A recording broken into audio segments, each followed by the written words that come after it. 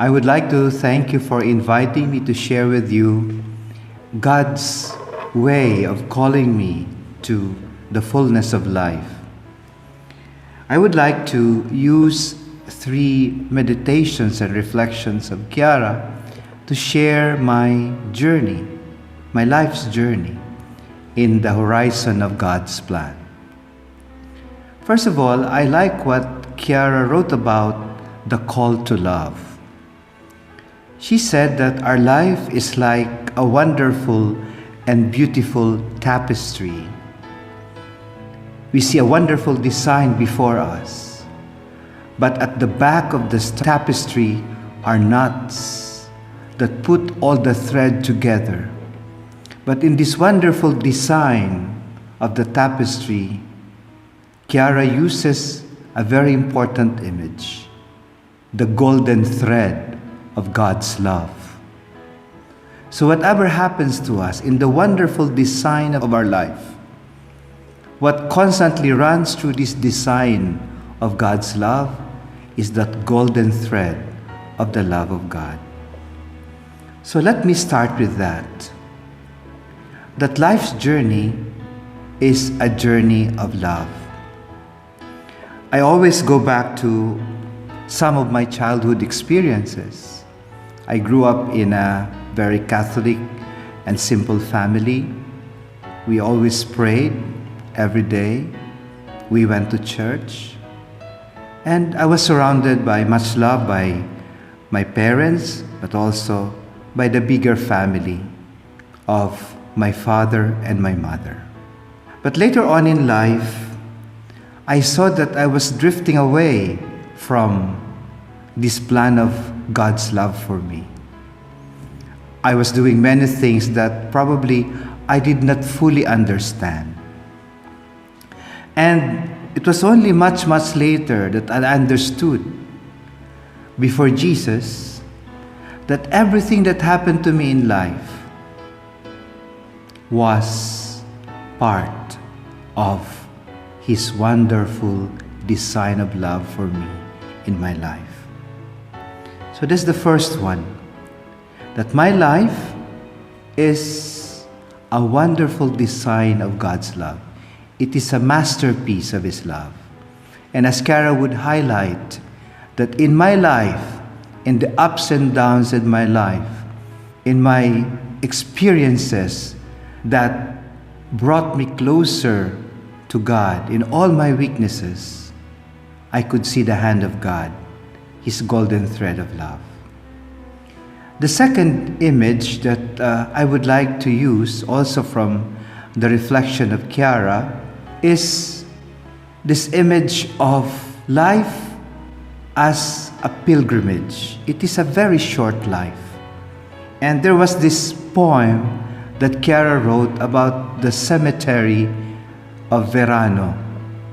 What struck me in that meditation was that if you go to the cemetery, you see the tombs, you see flowers, and probably when somebody dies, a few tears are shed, but after a few years, that person might be forgotten. For me, that's very striking because it reminds me that my second call is to follow God moment by moment, especially in the present moment of life. My life is short, but it is a pilgrimage with God. It is a pilgrimage with Jesus in all that I go through in life.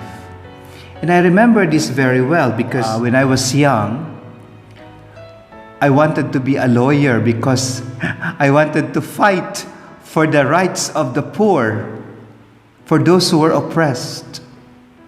But then, my parents wanted me to become a U.S. serviceman because in our town, it's called U.S. Dollar Town because many men were drafted into the U.S. service. And my parents had an American dream. They wanted me to become a U.S. Navy or a U.S. Army. But then I realized later on, when I found myself in the seminary, that God had another plan. I never thought I would become a priest. But then God showed me that in my life's journey, in my life's pilgrimage, there is always God reminding me that I have to live my life moment by moment, because in that very moment, He opens to me the horizon of my life, His wonderful plan. And the last image that I would like to use to share a bit more about that journey towards God, the journey to become fully human but also fully divine, was that when Kiara, and I will basically read the text, the title of her reflection is, "If a Soul Gives Itself to God Sincerely." So this is an image of somebody who wants to give his or her life to God. What happens? Our life becomes God's masterpiece. And she says, and I quote, "If a soul gives itself to God sincerely, He works on it. And love and suffering are the raw materials of His divine game. Suffering to dig abysses in the soul, love to soothe the suffering, and still more love that fills the soul, giving it the equilibrium of peace."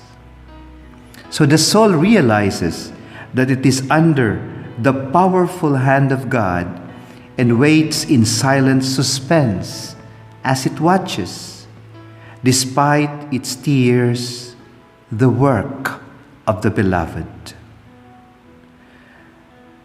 But at times, God works the soul to such a point that it is ground down in agonies sharper than death.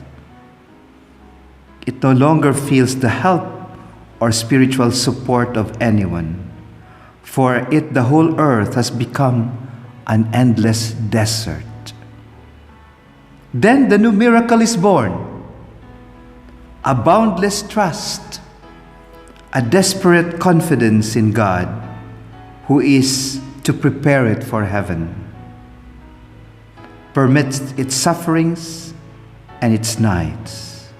And between God and the soul begins a new dialogue, one known only to them. Unquote. This is a beautiful reflection of Kiara. And I like this very much because I have understood that my first vocation is not to be a priest. My first vocation is to love God, to give my life totally to God. Only then, when I gave my soul completely to Jesus, that I understood more profoundly why He wants to call me, why He calls me to be a priest. And for me, this meditation of Kiara made me understand that the one who has accompanied me since birth until now, it is Jesus. And through persons He gave me in my life's journey, I have understood His plan for me. So I thank my parents, my friends, the spiritual fathers in the seminary. But I also thank God for people who have given me difficulties, who made my life tough, who gave me trials in my life. I thank them because through them, God has shown me His wonderful plan of love, His wonderful design of love for my life. And you know, today, I am a priest, and I thank God because in my life's journey, He has shown me that this is the life He intends me to be and to continue to become. So let me conclude by another reflection of Kiara. And I like this very much. On many occasions, I have always repeatedly meditated on this because Kiara would often say, at the end of our life, when we face God, when He asks for our name, "What is your name?" I should be able to say, "My name is gratitude," because everything comes from God. And all that I have and all that I am is a gift from God. So with this thought, I conclude and I quote Chiara, I love you not because I learned to tell you so, not because my heart suggests these words to me, not so much because faith makes me believe that you are love, not even for the sole reason that you died for me. I love you because you entered into my life, more than the air in my lungs, more than the blood in my veins. You entered where no one could enter, when no one could help me every single time. No one could console me. Each day, I have spoken to you. Each hour, I have looked to you. And in your face, I read the answer. In your words, the explanation. In your love, the solution. I love you because for so many years, you have lived with me, and I have lived of you. I drank from your law, and I did not realize it. I nourished myself on it, gathered strength. I was restored, but I was unaware, like a child suckling at its mother's breast, but not yet knowing how to call her with that sweet name. Let me be grateful at least a little in the time that is left to me for the love you have poured upon me, and that has compelled me to tell you, I love you. So at the end of our life, we can only tell the Lord, thank you, Lord. I love you. I am a masterpiece of your love. I am who I am, and I have become who you want me to be because of your love. And I think this is the journey that we have to make in our life. We come from God, we go back to God. He accompanies us to all the circumstances of our life. He helps us discern our way to the help of people He has sent to us to be part of our life story. Thank you, and God bless you all.